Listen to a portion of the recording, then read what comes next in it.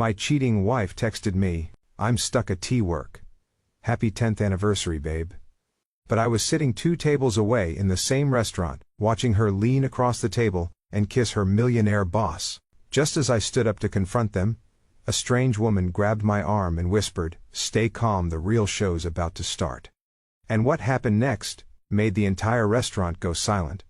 The digital shorthand of a woman who had been lying to me for 14 months and had gotten so comfortable with it that she could decorate her lies with little cartoon hearts. I was sitting in my truck in the parking lot of Bastions, a French-American restaurant on East Carey Street in Richmond's Choco Bottom, wearing the charcoal suit I'd bought 3 days ago, specifically for tonight, not at Nordstrom, not at some fancy place, at a consignment shop on Broad Street because master electricians don't have Nordstrom budgets, but a man's 10th wedding anniversary only happens once, and I wanted to look like I understood that. I had flowers on the passenger seat. Stargazer lilies, Paige's favorite, the ones she'd carried at our wedding, the ones I'd had delivered to her office every March 15th for 10 years. This year, I'd picked them up in person because I wanted to hand them to her at the table, watch her face, see if she still looked at me the way she did when she was 29 and I was 32, and we were standing in a church in Church Hill promising each other forever. I read the text again. Stuck at work. I almost drove home, almost called Knox to see if he wanted to grab a beer, almost let another evening disappear into the routine of a man whose wife was always busy, always working late, always just out of reach, but I'd already paid for the reservation. Non-refundable deposit, $80. Which mattered when you ran a small electrical contracting business, and $80 was $80. So, I figured I'd go in, eat a nice dinner alone, drink a glass of something expensive, and toast 10 years of marriage by myself. That decision, the decision to walk into that restaurant, instead of driving home, is the reason I'm telling you this story today. I walked into Bastions at the 8:10 p.m. The hostess seated me at a small table near the back, next to a window that overlooked the alley, which wasn't exactly romantic but suited a man eating alone on his anniversary. I ordered a glass of Barolo. I set the lilies on the empty chair across from me. I picked up the menu, and then I looked up. Across the restaurant, partially hidden behind a decorative wooden screen that separated the main dining room from a more intimate section in the corner, I saw a black dress. Not just any black dress. The black dress, the one I had bought Paige for Christmas 3 months ago from a boutique in Carytown. The one she had tried on in the bedroom, and twirled in and said, "I'm saving this for something special." She was wearing it tonight, at Bastions, on our anniversary. The anniversary she was too busy to celebrate with me. She was sitting across from a man, silver-haired, tanned, tailored suit that probably cost more than my truck payment. He was leaning toward her, his hand resting on hers on the white tablecloth. There was champagne on the table, 2 glasses, the kind with the thin stems that you only see in places where people spend money like it's water. He said something, she laughed. The laugh I used to hear across the kitchen, when I'd say something that caught her off guard. The unguarded one. The real one. She was giving that laugh to someone else. And then she leaned across the table, and kissed him. Not a peck, not a quick social kiss. A real kiss. The kind of kiss that has history and intention and the promise of what comes after dinner. The kind of kiss I hadn't received from my wife in months. I couldn't breathe. The restaurant sounds, the clinking glasses, the murmured conversations, the soft jazz from the speakers in the ceiling, all of it collapsed into a single high-pitched tone, like the sound a wire makes right before it snaps. My hands gripped the edge of the table so hard my knuckles went white. My vision narrowed, until all I could see was that black dress, that silver hair, that kiss. I stood up. I was going to walk over there. I was going to grab that table and flip it. I was going to look at my wife on our 10th wedding anniversary and ask her how the deadline was going. I was going to make a scene that every person in that restaurant would remember for the rest of their lives. I made it 2 steps before a hand closed around my forearm. "Sit down." The voice was low, female. Calm in the way that certain people are calm, not relaxed, but controlled. The calm of a person who has trained themselves to be steady in situations where other people break. I turned. A woman I had never seen before was standing beside my table. Late 40s, dark hair pulled back tight, wearing a navy blazer over a white blouse, No jewelry except a watch that looked functional rather than decorative. She had the posture of someone who had spent years standing in rooms where standing correctly mattered. Law enforcement, military. Something that required the body to be a tool, not a decoration. Let go of my arm. Sit down first. Lady, I don't know who you are, but my wife is over there kissing another man, and I'm going to make the biggest mistake of your life. She didn't raise her voice, didn't tighten her grip, just looked at me with gray eyes that were absolutely perfectly still. I know who that man is. I know who your wife is. I know what's happening at that table. And I need you to sit down because the real show is about to start. Something in her voice stopped me. Not the words, the certainty behind them. This woman wasn't guessing. She wasn't improvising. She knew something I didn't, and the knowing was solid enough that I could feel it, the way you can feel the difference between a wall that's load-bearing and one that's just partition. I sat down. She sat across from me in Paige's chair, next to Paige's lilies. My name is Vivian Hale, I'm a private investigator. She reached into her blazer and produced a business card, sliding it across the table with 2 fingers. I was hired 3 months ago by a woman named Marguerite Ryland. Does that name mean anything to you? No. It will. Marguerite Ryland is the second ex-wife of the man your wife is currently kissing. His name is Sterling Mercer. He's the CEO of Mercer Gaines Capital, where your wife works. And their affair is about to cost him $5 million. I stared at her. Across the restaurant, the waiter was bringing Paige and Sterling a second bottle of champagne. My anniversary lilies were wilting in the chair next to me, and a private investigator was telling me that the destruction of my marriage was a subplot in someone else's revenge story. I'm going to need you to explain that, I said. I will. But first, I need something from you. What? Patience. 30 minutes. Don't approach them. Don't confront them. Don't let them know you're here. I have a colleague outside with the camera, and another at the Jefferson Hotel, where Mr. Mercer has a standing reservation in room 412. If you blow this up now, in this restaurant, you'll get a shouting match in a scene. If you wait, you'll get everything. Everything meaning what? Evidence. Leverage.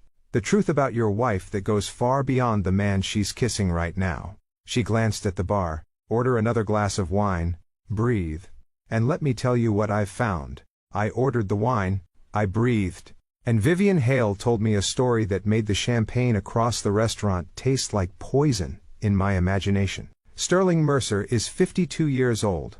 He founded Mercer Gaines Capital in 2006 with family money. Old Virginia money, the kind that comes with portraits and hallways, and buildings with your name on them.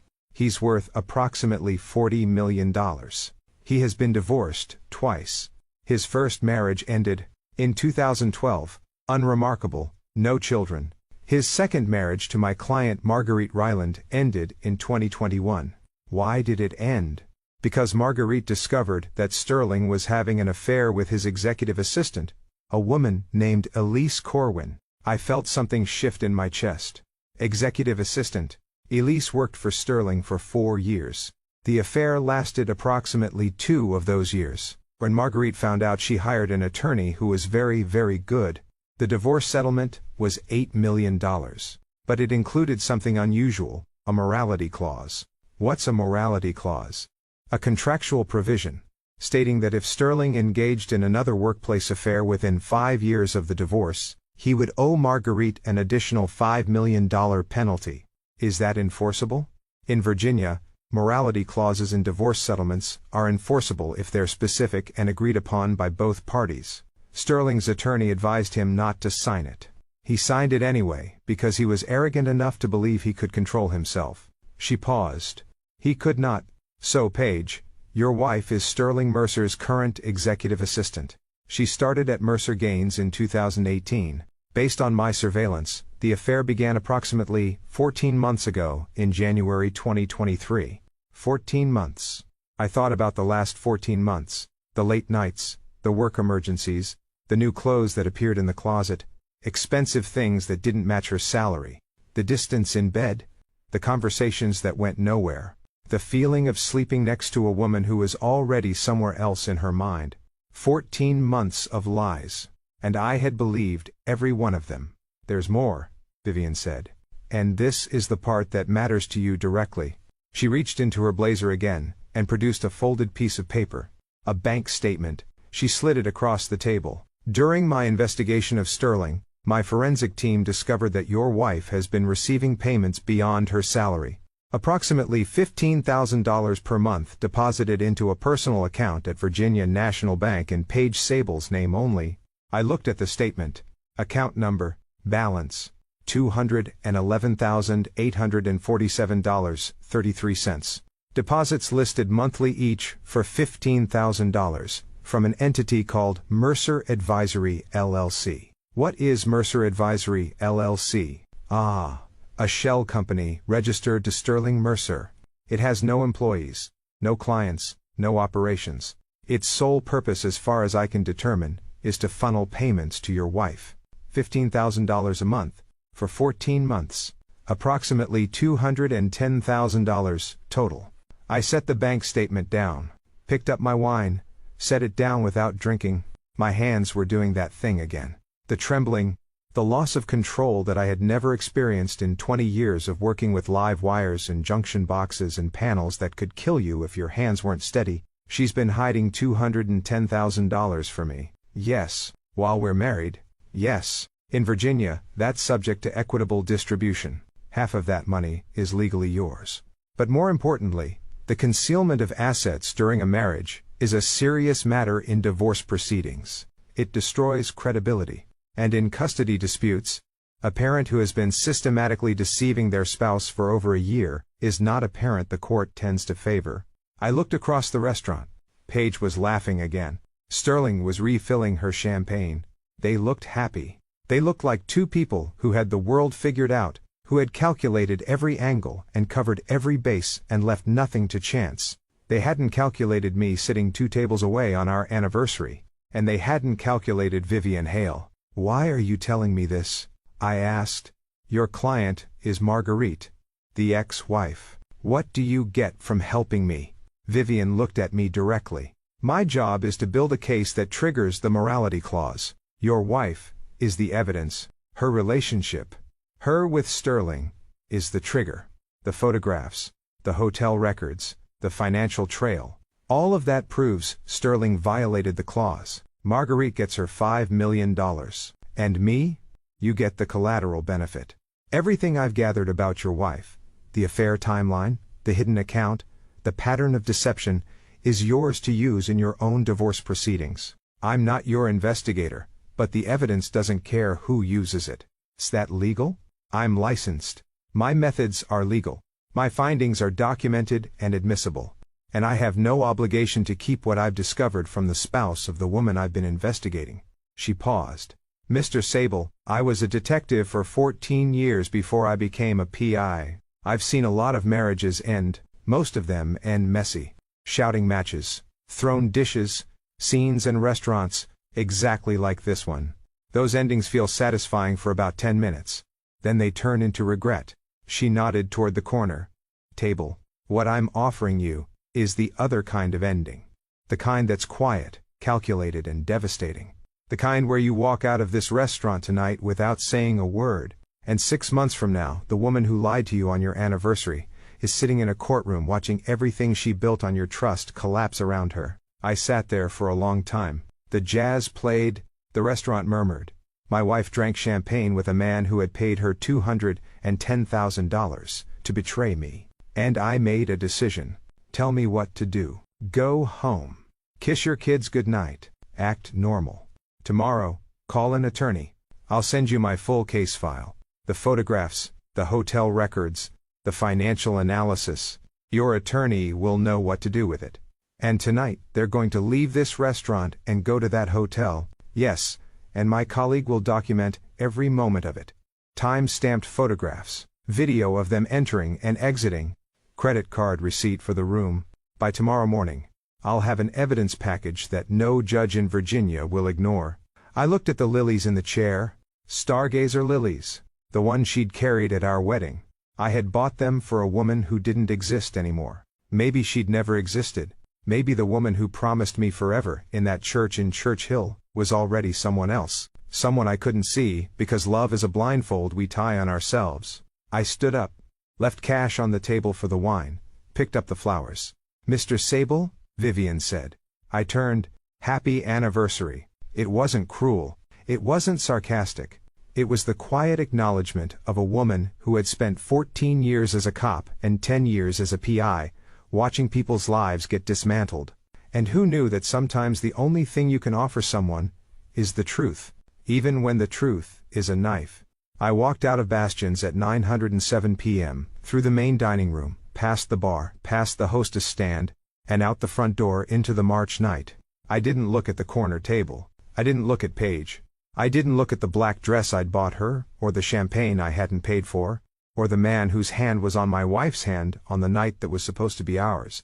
I got in my truck, put the lilies on the passenger seat, started the engine, and drove home. Ryland and Odette were asleep. The babysitter, a high school girl from down the street, was watching something on her phone in the living room. I paid her, thanked her, locked the door behind her. Then I went upstairs, and stood in the doorway of my children's room.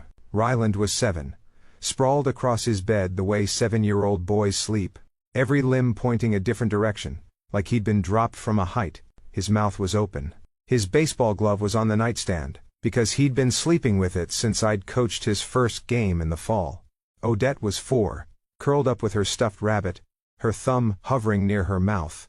A habit she was trying to break, but kept returning to in her sleep, when the conscious effort relaxed. Her hair was tangled. She'd need it brushed in the morning, and she would fight it, and I would be patient, and we would get through it the way we got through everything, together. I stood there for 20 minutes, watching my children breathe, thinking about the woman I had married, and the man she was with, and the $210,000 she had hidden for me, and the 14 months of lies that I had mistaken for a marriage going through a rough patch. I didn't cry. I wanted to, but the tears wouldn't come. Something harder than tears had formed in my chest, something forged in the 10 seconds between seeing the kiss and feeling Vivian's hand on my arm. Not rage, not grief. Resolution, the cold, structural certainty that I was going to dismantle the lie my wife had built, not with noise, not with a scene in a restaurant, but with the methodical precision of a man who spent his life wiring buildings so the lights stayed on. The lights were about to go out on Paige. Let me tell you who I am, because what Paige did to me only makes sense if you understand who she did it to. My name is Aldrich Sable. I was born in 1980 in Churchill, Richmond, one of the oldest neighborhoods in Virginia, the kind of place where the houses lean and the porches sag, and the people inside them are tougher than the architecture. My mother, Della, raised me and my 2 brothers alone. She was a postal worker, 31 years carrying mail through the streets of Churchill, through summer heat and winter ice, and the occasional dog that thought her ankle looked like lunch.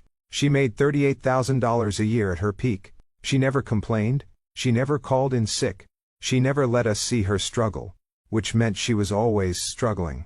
I became an electrician because electricity made sense to me in a way that school didn't.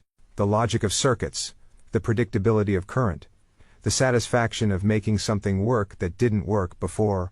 I got my journeyman's license at 23, my master's license at 27, and in 2009 at 29, I started Sable Electric with 1 van, a set of tools, and a $12,000 loan from a credit union in Church Hill that probably shouldn't have approved it but did, because the loan officer knew my mother, and figured any woman who carried mail for 30 years probably raised a son who paid his debts. She was right.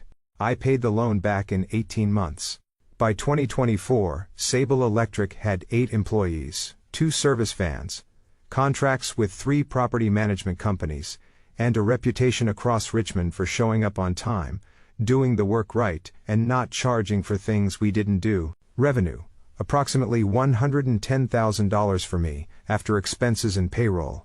Not wealthy, not poor, just a man who built something honest and kept it running. I met Paige Langford in 2012 at a friend's barbecue in the Fan District. She was 29, working as an administrative assistant at a law firm, saving up for a certification program. I was 32, 3 years into building Sable Electric, wearing a polo shirt that had a small electrical burn near the collar because I'd come straight from a job site and didn't have time to change. She didn't care about the burn. She said it made me look like someone who actually worked for a living, which she found refreshing after spending her days surrounded by lawyers who thought physical labor was something that happened to other people. We dated for 2 years. Married, March 15, 2014, at St. Patrick's Church in Church Hill. Small ceremony, 70 guests, a reception at the VFW hall where Knox's cousin played guitar. My mother made the potato salad. Paige's parents drove up from Roanoke and seemed cautiously pleased that their daughter was marrying a man who owned a business, even if that business involved crawl spaces and junction boxes. For 8 years, it was good, not spectacular. The kind of marriage where you argue about the dishwasher and makeup before bed, and drive to your kid's soccer game on Saturday morning with coffee and a travel mug, and the quiet understanding that all of this, is what you signed up for. Ryland came in July 2016. Odette in September 2019. The house on Montrose Avenue, 3 bedrooms, needed rewiring when we bought it, which I did myself over 6 weekends because that's what electricians do. They fix what's broken, even when it's theirs. Paige started at Mercer Gaines Capital in 2018. It was a step up from the law firm. Better pay, better title, benefits. She was excited. She talked about Sterling Mercer like he was a character in a novel, this larger-than-life figure who ran a $200 million fund and wore custom suits and had a corner office with a view of the James River. I was happy for her. I didn't notice that the admiration in her voice was slowly becoming something else. The distance started in late 2022. Gradual, the way distance always starts. She worked later, came home tired, was less interested in the small conversations that hold a marriage together, the how was your day, the what did the kids do, the I saw this thing and thought of you. Those conversations got shorter, then less frequent, then stopped entirely. We still talked, we just didn't say anything. I thought it was the job. I thought it was stress. I thought it was the ordinary erosion that every marriage goes through in the middle years, when the romance fades and the routine sets in, and you have to decide whether to fight for it or let it drift. I chose to fight. I planned the anniversary dinner. I bought the suit. I picked up the lilies. I made the reservation at Bastion's because Paige had mentioned once, months ago, that she'd heard it was romantic, and I had filed that information the way I file everything, carefully, for future use. She filed it too, for a different dinner, with a different man. The morning after the restaurant, I called Boone Taggart. Boone was 53, divorce attorney, former military JAG officer. His office was on Main Street in a building that had been a bank in the 1920s, which felt appropriate because divorce in Virginia is essentially a financial audit, inducted under emotional duress. Walk me through it, Boone said, pouring coffee from a pot that looked like it had been brewing since the Cold War. I walked him through it. The anniversary, the text, the restaurant, Vivian Hale, Sterling Mercer, the morality clause, the hidden account, the $210,000. Boone listened without interrupting. When I finished, he sat down his coffee and said, "How do you feel?" Like I've been wiring a house for 10 years, and someone just told me the whole thing was on the wrong circuit. That's about right. He opened a legal pad. Here's what we're going to do. Virginia is a fault-based divorce state. Adultery is grounds, and you have professional grade evidence. A hidden account is concealment of marital assets, which is going to destroy her credibility in equitable distribution. And the fact that the money came from her boss, the man she's sleeping with, structured through a shell company to avoid detection. That's not just deception, Aldrich. That's a conspiracy between your wife and her employer to defraud you. What about custody? A parent who has systematically lied to their spouse for 14 months, concealed $210,000, and conducted an affair with their boss, is not a parent. The court is going to view favorably. I'm going to pursue primary custody for you. And based on what you're telling me, I think we'll get it. What about Sterling? Sterling is Marguerite Ryland's problem. And based on the morality clause, he's about to have a very expensive one. But his involvement with your wife, the payments, the shell company, the hotel room, all of that becomes part of our case file. The judge is going to see the full picture. How long? 6 months. Maybe less if she's smart enough to settle. And Aldrich? Yeah?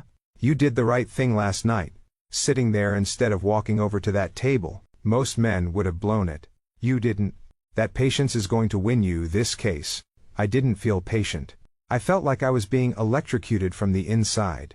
That's what patience feels like when it matters. Vivienne delivered her evidence package to Boone's office the following week. It was, as she had promised, airtight. 47 photographs spanning 3 months, time-stamped entries and exits from the Jefferson Hotel, room 412, on 11 separate occasions. Credit card receipts, the hidden bank account statements, text messages between Page and Sterling obtained through legal discovery, and the documentation of Elise Corwin, the previous executive assistant, Sterling's pattern, established and repeatable. Boone filed for divorce. On April 3, 2024, Page was served at her office at Mercer Gaines Capital, in front of Sterling Mercer's corner office with a view of the James River. That evening, she came home in tears. "Aldrich, what is this? Why are you doing this?" I was sitting at the kitchen table, the same table where we'd eaten 10 years of dinners, the same table where Ryland did his homework, and Odette drew pictures of horses. I had a glass of water in front of me, nothing else, no documents, no evidence, no props, just me and the truth and the quiet certainty that I had built my case the same way I built everything else, carefully, correctly, with the wiring hidden behind the walls where it belonged. You know why. Is this because I've been working late? Aldrich, I told you, the job is demanding. Page, stop. She stopped. I was at Bastion's, on our anniversary. I saw you. The color drained from her face. The way current drains from a circuit when you killed a breaker. All at once, complete. You were. I made a reservation. For us. For our 10th anniversary. And I sat 2 tables away, and watched you kiss Sterling Mercer, while the text you sent me, about being stuck at work, was still on my phone. She sat down, not in a chair, on the floor. Like her legs had stopped receiving signals from her brain. It's not what you think. It's exactly what I think. 14 months.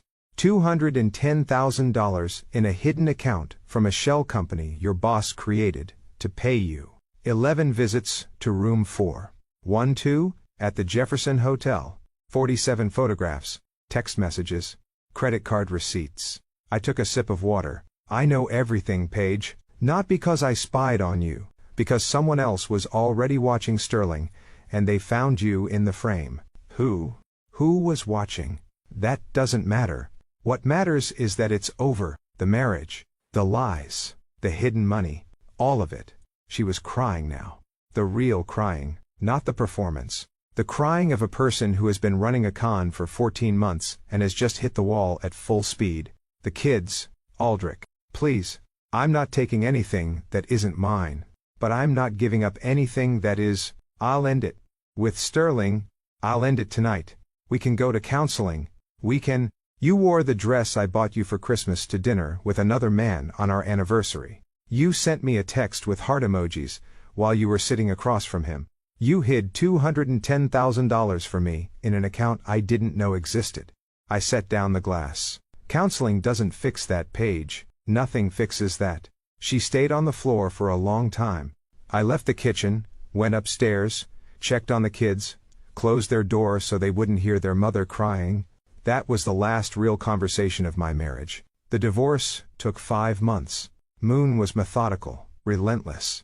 The kind of attorney who built cases the way I built wiring. Every connection tight, every junction secure. Nothing left to chance. Page's attorney tried to fight. He argued that the hidden account was Page's personal savings, and not subject to disclosure.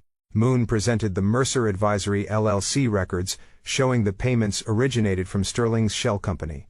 The judge was not impressed with the personal savings argument. He argued that the affair was not relevant to custody. Moon presented the pattern.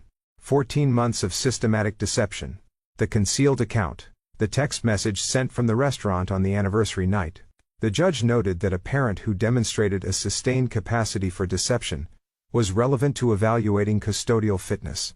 The hidden account, $211,847.33, was frozen and subject to equitable distribution.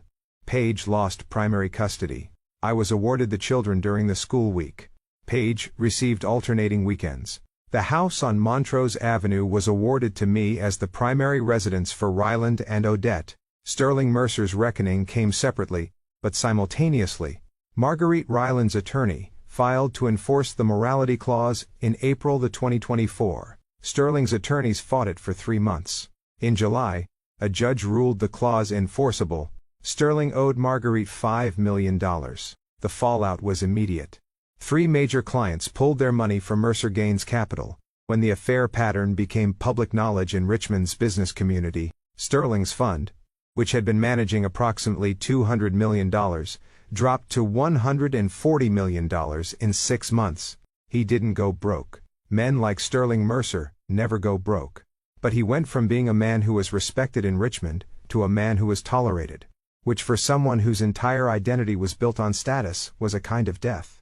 Page was fired for Mercer Gaines, not for the affair. That would have been an employment lawsuit waiting to happen. For restructuring? The kind of restructuring that happens when a CEO needs to cut the person who reminds everyone of his worst decision. She received no severance, no reference, and the NDA she signed on her way out ensured she could never discuss the details of her employment publicly. Vivian Hale sent me a final report after Marguerite's case was resolved. Professional, thorough, no flourishes. At the bottom she had handwritten a note. The patience paid off. I hope the next chapter is better than the last. She was right. It is. A year has passed. It's March 2025. The anniversary just went by March 15th. I didn't go to Bastion's. I didn't buy lilies. I took Ryland and Odette to a pizza place on Broad Street. And we ate pepperoni slices and played the claw machine in the corner, until Odette won a stuffed penguin that she named Electric, because she said it looked like it had been surprised.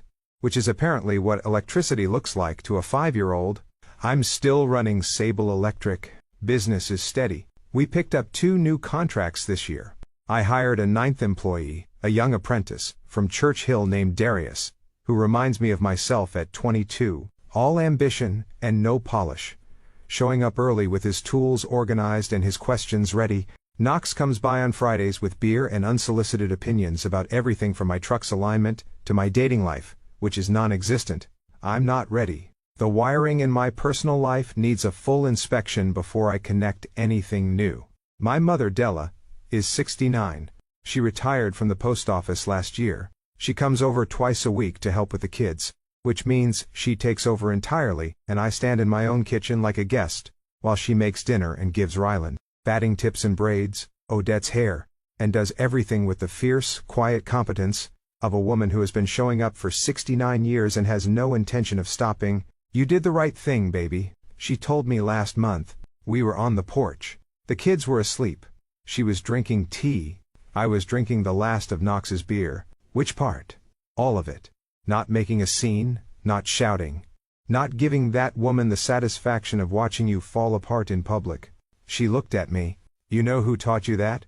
You, me, and the United States Postal Service. Rain, snow, sleet, hail, and cheating spouses. You just keep delivering. Ryland is 8 now. He's in 3rd grade, playing baseball, developing a curveball that his coach says is promising, and I say, hold off on the curveball until you're 12, or you'll destroy your elbow. He asks about his mother. I tell him the truth in age-appropriate doses. Mommy and Daddy aren't together anymore. But Mommy loves you, and you'll see her every other weekend. Odette is 5. She started kindergarten in September. She comes home with art projects and stories about her new best friend, a girl named Rosario. And she still fights me on the hair brushing every morning. And I'm still patient. And we still get through it. They are the reason I sat down in that restaurant. They are the reason I didn't walk across that dining room and grab sterling money. They are the reason I listened to a stranger who told me to wait. And they are the reason the waiting was worth it. I'm in my truck right now, driving to a job site in Henrico County. Ryland is in the passenger seat because it's a teacher work day, and I'm letting him ride along. He's got his baseball glove on his lap, and he's asking me questions about wiring that I answer with the patience of a man who knows that teaching is just another thing. Dad, how do you know which wire goes where? You read the blueprints, you follow the code, and when the blueprints don't match reality, which happens more than you'd think, you use your experience and your judgment. What if you get it wrong? Then the lights don't come on. Or worse, something shorts out and you've got a problem, so you don't get it wrong. But what if you do? Then you find the mistake. You trace the circuit, you fix it, and you make sure it doesn't happen again. He thought about that for a while, turning his glove over in his hands. Is that what happened with you and Mom? A wrong wire? I looked at my son, 8 years old. Too young for the truth, too smart for a lie. Something like that, buddy. But the house is rewired now, and the lights are on. He nodded, seemed satisfied, went back to his glove. I turned onto the highway. The morning sun was coming through the windshield. Warm and gold. The kind of light that makes Richmond look like it was designed to be beautiful. My truck smelled like coffee and electrical tape, and the particular optimism of a man who has work to do, and someone to do it for. A year ago, I was sitting in a restaurant, watching my wife kiss another man on our anniversary. I was 2 steps from destroying everything. Making a scene. Losing my leverage. Giving Paige the ammunition she needed to paint me as the unstable one. A stranger grabbed my arm and said, "Stay calm. The real show's about to start." I stayed calm. The show started. And when it was over, the lights went out for everyone who had been operating in the dark. But mine stayed on. They always do. Now, I want to ask you something. What would you do if you were sitting 2 tables away from your spouse, on your wedding anniversary, watching them kiss someone else? Would you confront them? Would you flip the table, and make a scene that every person in that restaurant would remember? Or would you sit down, listen to the stranger, and let patience do what anger never could? And here's the deeper question. Have you ever discovered a betrayal so complete, that it changed the way you see the person you loved most? Not just the affair. Not just the lie. The whole architecture of the deception, the hidden money, the rehearsed excuses, the text messages with heart emojis sent from the table where they were sitting with someone else. Have you lived through that? And how did you survive? Thanks for watching. Take care, good luck.